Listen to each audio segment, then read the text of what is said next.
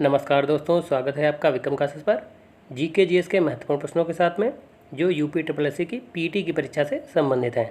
तो चलिए शुरू करते हैं अपने पहले क्वेश्चन से।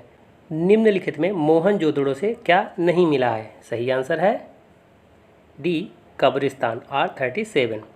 ये जो है हड़प्पा से हमें मिला है, जबकि योगी की मूर्ति, स्नानागार और अन्नागार और नृत्य करती हुई नारी की मूर्ति जो कांसे की बनी है, ये सभी जो है मोहनजोदड़ो से मिले हैं। और मोहनजोदड़ो का अर्थ होता है मृतकों का टीला, और इसकी जो खोज है वो राखलदास बनर्जी द्वारा 1922 में की गई थी और ये सिंधु नदी के किनारे स्थित है। क्वेश्चन नंबर 2, प्राचीन भारत में निशाका जाने जाते थे। सही आंसर है ए स्वर्ण आभूषण। निशाका जो होता था इसे निष्क भी कहते हैं, और ये जो है गले में जो सोने का हार होता था उसका एक टुकड़ा होता था, और ये जो है एक मुद्रा के रूप में भी इसका प्रचलन किया जाता था। क्वेश्चन नंबर 3, महावीर स्वामी को किस नदी के तट पर ज्ञान प्राप्त हुआ था? सही आंसर है डी ऋजुपालिका नदी के तट पर। और जैन धर्म में पूर्ण ज्ञान को जो है कैवल्य कहा जाता है। और महावीर स्वामी जो हैं ये 24वें तीर्थंकर हैं, और जैन धर्म में कुल 24 तीर्थंकर हुए हैं, और इनका जो जन्म है वो कुंडग्राम में हुआ था, और इनकी जो मृत्यु हुई थी वो पावापुरी में हुई थी। क्वेश्चन नंबर 4, शक विजेता के रूप में किसे जाना जाता है? सही आंसर है सी चंद्रगुप्त द्वितीय को। इन्होंने शक राजा रुद्र सिंह तृतीय को पराजित किया था, और उसके बाद में जिन्होंने सकार की उपाधि धारण की थी और जो है चांदी के सिक्के चलाए थे। क्वेश्चन नंबर 5, इब्न बतूता किसके शासनकाल में भारत आया था? सही आंसर है बी मोहम्मद बिन तुगलक। और ये भारत 1333 में आया था और 1347 तक रहा। और इब्न बतूता जो है मोरक्को से आया था, और इसकी एक रचना है रहला, और इसे दिल्ली का जो है काजी भी बनाया गया था। क्वेश्चन नंबर 6, अकबर द्वारा बनवाई गई कौन सी इमारत का नक्शा बौद्ध विहार की तरह है? सही आंसर है ए पंचमहल। पंचमहल, जोधाबाई महल, बुलंद दरवाज़ा और बीरबल महल, ये सभी अकबर द्वारा जो है फतेहपुर सीकरी में बनवाए गए थे। और अकबर ने फतेहपुर सीकरी को 1571 से 1585 तक जो है इसको अपनी राजधानी बनाया था, जबकि बुलंद दरवाजे का निर्माण 1572 में गुजरात विजय के उपलक्ष्य में बनवाया था। क्वेश्चन नंबर 7, 1857 की क्रांति सर्वप्रथम कहाँ से प्रारंभ हुई? सही आंसर है सी मेरठ से, और ये जो है 10 मई को प्रारंभ हुई थी। और यहाँ की तीसरी जो है कैवेलरी रेजिमेंट द्वारा सैनिकों ने चर्बी युक्त कारतूसों को चलाने से मना कर दिया था, इसलिए यहाँ से ये क्रांति प्रारंभ हुई। क्योंकि कभी कभी रेजिमेंट का नाम पूछ लेता है, तो उसका नाम क्या था? Cavalry regiment. क्वेश्चन नंबर 8, 1873 में सत्यशोधक समाज की स्थापना किसने की थी? सही आंसर है डी ज्योतिबा फूले ने, और इन्होंने गुलामगिरी नामक एक पुस्तक की भी रचना की थी।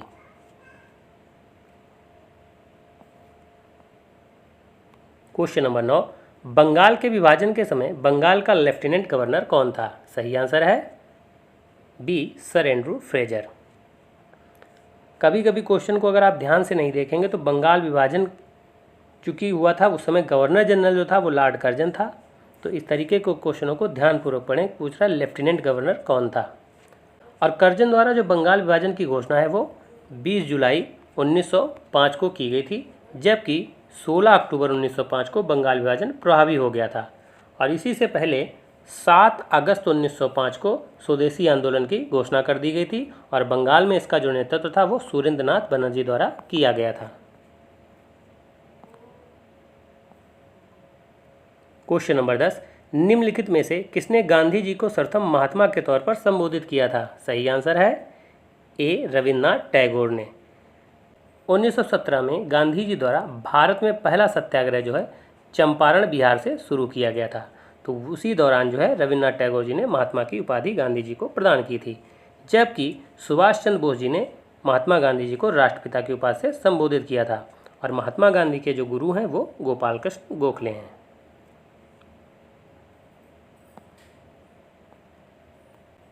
क्वेश्चन नंबर 11, निम्नलिखित भारत की नदियों में कौन कर्क रेखा को 2 बार काटती है? सही आंसर है सी, माही नदी। और माही नदी जो है ये मध्य प्रदेश से निकलती है और खंबात की खाड़ी में जाकर मिल जाती है। और जो कर्क रेखा है भारत के 8 राज्यों से होकर गुजरती है, जिसमें गुजरात है, राजस्थान है, मध्य प्रदेश है, छत्तीसगढ़ है, झारखंड, पश्चिम बंगाल, त्रिपुरा और मिजोरम शामिल हैं।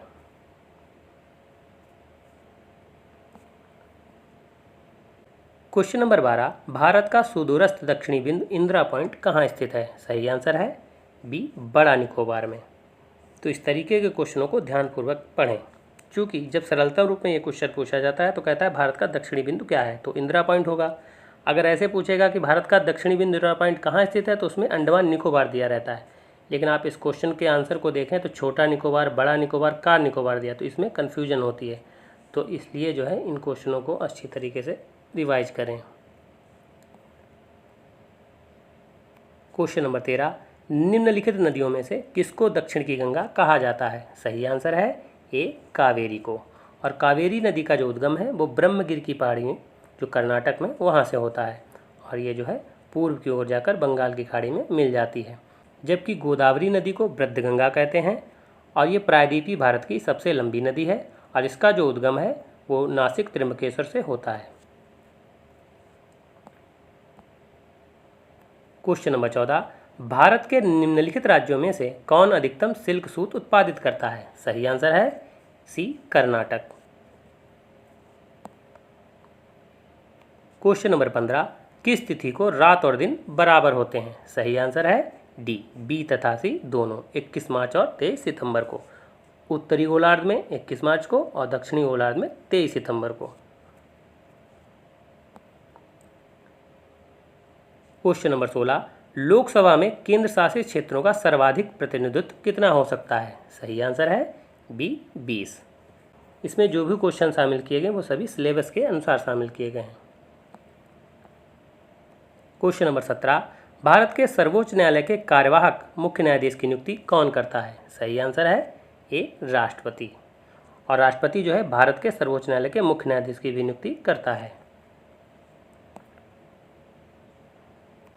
क्वेश्चन नंबर 18, भारत में प्रत्येक पंचायत का कार्यकाल किस दिनांक से 5 वर्ष का होता है? सही आंसर है बी, अपने प्रथम अधिवेशन के लिए निर्धारित तिथि से।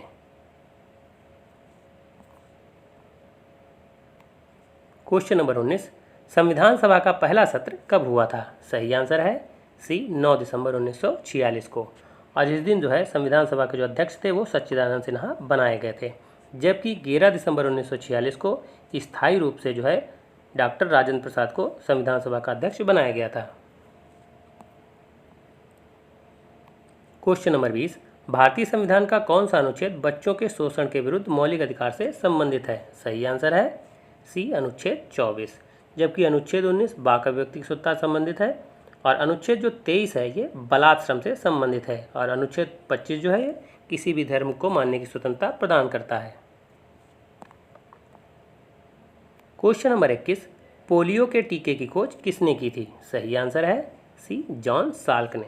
जबकि अलेक्जेंडर फ्लेमिंग ने पेंसिलिन की खोज की थी, रॉन्टजन ने एक्सरे की खोज की थी और एडवर्ड जेनर ने चेचक के टीके की खोज की थी। क्वेश्चन नंबर 22, मानव शरीर में विटामिन ए संचित रहता है? सही आंसर है ए, यकृत में। क्वेश्चन नंबर 23, निम्नलिखित में किसका वेग अधिकतम होता है? सही आंसर है बी, प्रकाश का। क्वेश्चन नंबर 24, निम्नलिखित द्रव्यों में कौन सा ऊष्मा का बहुत अच्छा चालक है? सही आंसर है डी, पारा। क्वेश्चन नंबर 25, पीने के पानी को शुद्ध करने के लिए निम्नांकित गैसों में से किसे प्रयोग में लाया जाता है? सही आंसर है बी, क्लोरीन। क्वेश्चन नंबर 26, भारत में राष्ट्रीय आय का आकलन किया जाता है? सही आंसर है बी, केंद्रीय सांख्यिकी संगठन द्वारा और इसकी जो स्थापना है वो 1952 में की गई थी। क्वेश्चन नंबर 27, जीएसटी किस तरह का कर है? सही आंसर है ए, अप्रत्यक्ष कर। और जीएसटी का जो फुल फॉर्म होता है गुड्स एंड सर्विसेज टैक्स होता है और इसको जो है 1 जुलाई 2017 से लागू किया गया है और इसको लागू करने वाला जो पहला राज्य है वो असम है और इसके 5 स्लैब हैं 0, 5%, 12%, 18% और 28%। क्वेश्चन नंबर 28, मुद्रा एवं वित्तीय मामलों में सरकार का वित्तीय अभिकर्ता एवं सलाहकार कौन है? सही आंसर है सी, RBI। Question number 29, Uttar Pradesh औद्योगिक विकास निगम स्थापित है? सही आंसर है ए, कानपुर में। क्वेश्चन नंबर 30, सांसद स्थानीय विकास निधि योजना कब प्रारंभ की गई? सही आंसर है बी, 1993 में। तो ऐसे क्वेश्चनों को जो है अच्छी तरीके से रिवाइज करें, क्योंकि वर्तमान में UPSSC जो है ज़्यादातर इस तरीके से ही क्वेश्चन पूछता है। तो ये वीडियो कैसा लगा? अगर अच्छा लगा हो तो लाइक करें, शेयर करें, सब्सक्राइब करें। धन्यवाद दोस्तों।